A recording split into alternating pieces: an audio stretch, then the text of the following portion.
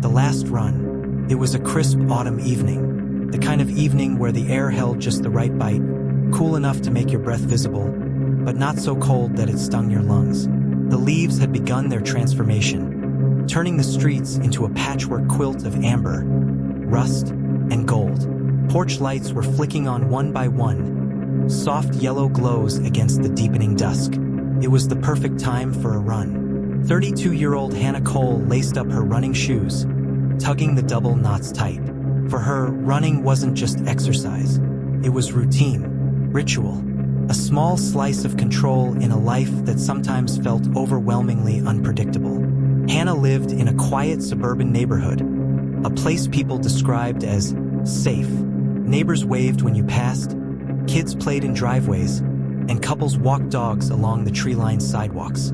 It was the kind of town where nothing bad was supposed to happen. But that night, something did. The routine. Hannah was meticulous with her runs. Friends and family could tell you almost to the minute when she'd set out, where she'd go, and when she'd return. Her route was short, just under 2 miles. A loop that circled the neighborhood and brought her back home in 20 minutes flat.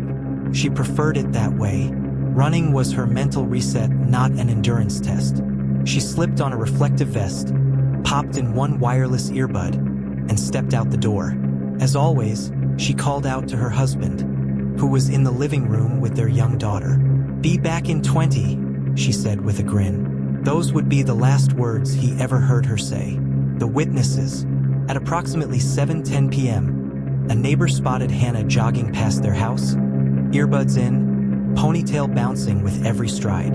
Another neighbor, a man walking his Labrador, saw her about 2 minutes later, rounding the corner at the top of the street. Both witnesses would later report that nothing seemed out of the ordinary. No strange cars idling, no one following her, just Hannah running her usual route. But somewhere between her street corner and the next block, barely 200 yards from her front door, Hannah vanished. The alarm. When 20 minutes passed and Hannah hadn't returned, her husband thought little of it at first. Maybe she stretched her route. Maybe she ran into a neighbor and stopped to chat. But when 30 minutes turned into 45, unease began to settle in. By 8 p.m., unease had turned into full-blown panic. He called her phone. No answer. He retraced her usual loop, searching the sidewalks, the park trail entrance, even peering into the windows of parked cars. Nothing. It was as if she had stepped off the face of the earth. At 8:30 p.m., he dialed 911. The search begins. Police arrived quickly. This wasn't a city where people vanished. It was a quiet town where reports of crime rarely went beyond petty theft. The urgency was immediate. Officers canvassed the neighborhood, knocking on doors, asking questions. Search teams were organized. Flashlights cut through the darkness as they combed through bushes, backyards, and wooded areas near the jogging route. The strangest detail emerged almost immediately: Hannah's phone. It was found tossed on the side of the sidewalk, less than 200 yards from her home. Screen cracked, earbuds still connected. It looked as though it had been dropped mid-stride. But there was no sign of Hannah herself. Theories take shape. Investigators pieced together the timeline. Hannah left her house around 7:05. She was last seen at 7:10. By 7:15, she should have been looping back toward home. Somewhere in that 5-minute window, she vanished. Theories swirled. Did someone lie in wait, watching her predictable routine? Was it a crime of opportunity? A stranger passing through? Or could it have been someone she knew? Someone who anticipated her every step? Police leaned heavily into the first theory, that Hannah had been targeted. Her jog was short. The time frame was impossibly tight. Whoever had taken her had to act quickly, decisively, and without hesitation. The neighborhood reacts. News of Hannah's disappearance spread like wildfire. That night, porch lights stayed on until dawn. Neighbors locked doors, pulled kids inside, and whispered anxiously about what had happened. For the first time in years, the safe little town didn't feel safe anymore. Flyers with Hannah's face went up the very next morning. Her husband gave a tearful plea on the local news, holding their daughter in his arms. "Please," he begged.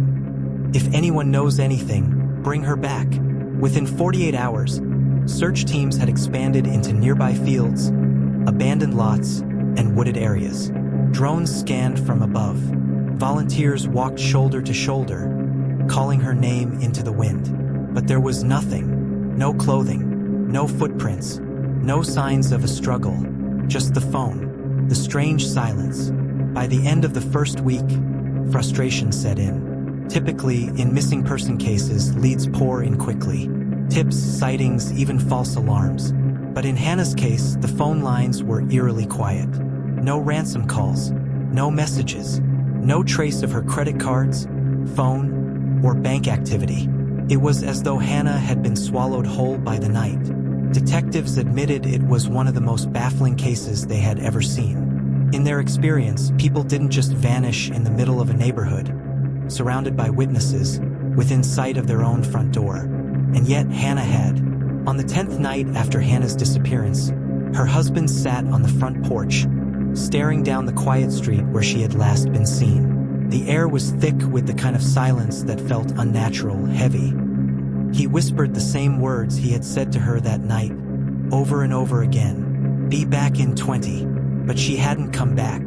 And the question hanging over the town, the police, and everyone who knew Hannah was one that would only grow darker with time. How does someone disappear just 200 yards from home? The investigation and the shadows. The disappearance of Hannah Cole was no longer just a neighborhood tragedy.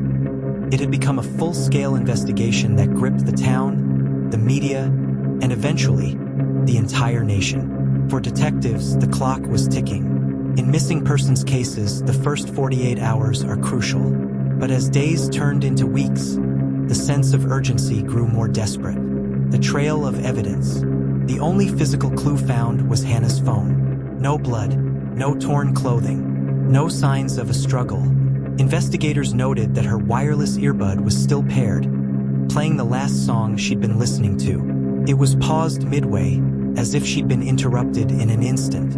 One detective described it chillingly. It's like she was just plucked out of existence. Search dogs traced her scent from the sidewalk where the phone was found. But strangely, the trail ended abruptly, right at the curb. That suggested one possibility.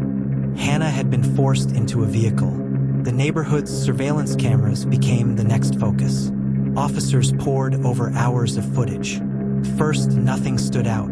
Then, just after 7:12 p.m., minutes after Hannah was last seen, a dark SUV was spotted turning down her street, headlights off. The footage was grainy, the license plate unreadable. But the SUV was the first real lead. The husband under scrutiny. As with nearly every missing person case, suspicion first turned inward. Investigators questioned Hannah's husband repeatedly. Did they argue? Was there trouble in the marriage? Did he have a motive? But his alibi was solid. He had been home with their daughter at the exact time Hannah disappeared. Phone records, smart home data, and neighbors confirmed it. Detectives cleared him early, though whispers among the public lingered. Some online sleuths suggested otherwise, spinning theories that he staged the scene. But the evidence simply didn't support it. The stranger theory. Police leaned harder into the SUV lead. Who had been driving it? Tips trickled in. A similar vehicle had been seen parked near the neighborhood days before. Another caller claimed to see one speeding away around the time Hannah vanished. Still, nothing concrete tied the car or its driver to Hannah. This led to what investigators feared most: the possibility of a stranger abduction. Criminologists know that such cases are among the hardest to solve. When victim and suspect have no connection, the trail often goes cold quickly. The media storm. By week 3, Hannah's story was everywhere. National outlets descended on the quiet town. Headlines screamed, "Jogger disappears near home." News vans lined the streets. Reporters interviewed neighbors, friends, co-workers, anyone who might add to the mystery. True crime communities online buzzed with theories. Was it a predator lying in wait? A stalker who knew her routine? Or was it someone from her past, circling back with unfinished business? The town split into camps. Some believed it was random. Others were sure it had to be personal. And in the middle of it all, Hannah's husband made another emotional plea on live television. "If you're out there watching this, please, let her come home." The chilling theories. Detectives worked every angle. The Jogger stalker theory. Several women came forward to say they'd noticed a man watching female joggers in nearby neighborhoods. Tall, hooded, driving a dark vehicle. No one could identify him. The opportunist theory. Could Hannah have crossed paths with a transient or drifter just passing through? The town bordered a highway, making for an easy escape. The familiar face theory. Some detectives quietly wondered, what if Hannah knew her abductor? Someone she wouldn't think twice about stopping for, even mid-run. Each theory brought new possibilities but no solid answers. The false hope. A month later, a hiker reported finding running shoes in the woods 10 miles from town. Hope surged. Could they be Hannah's? But testing showed they weren't. Another dead end. The community's frustration grew. Volunteers still searched every weekend. Candlelight vigils were held. Posters with Hannah's smiling face began to fade and tear in the autumn rain. And still nothing. The haunting silence. Detectives described the case as a void. Leads dried up. The SUV was never identified. The scent trail ended with no explanation. It was as though Hannah had stepped off her running route and into thin air. Her family clung to faith, holding on to the belief she might still be alive somewhere. But behind the scenes, investigators quietly admitted the likelihood was grim. The lingering question. Months passed. Seasons changed. The town tried to move on, but the mystery remained. Every jogger who laced up their shoes felt the shadow of Hannah's story trailing behind them. Even now, years later, the question still echoes in true crime circles. How does someone disappear just 200 yards from their front door? Was it a crime of opportunity? A stalker? A familiar face she trusted? Or is there an answer so dark and hidden that it may never be found? If you've followed Hannah's story this far, you know the pain of an unsolved mystery. These cases linger because they could happen anywhere to anyone, and they remind us how fragile safety really is.